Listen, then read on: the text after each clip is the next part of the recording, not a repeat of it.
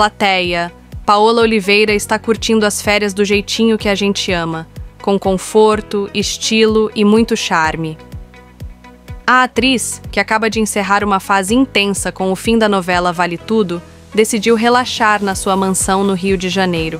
E, claro, compartilhou tudo com os fãs.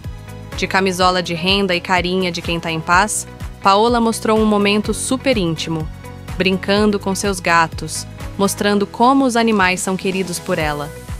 Nas redes sociais, ela também posou de lingerie e foi chamada de 8ª maravilha do mundo pelos seguidores. Entre descanso, autocuidado e amor pelos bichinhos, Paola mostra que sabe aproveitar cada segundo do seu merecido descanso.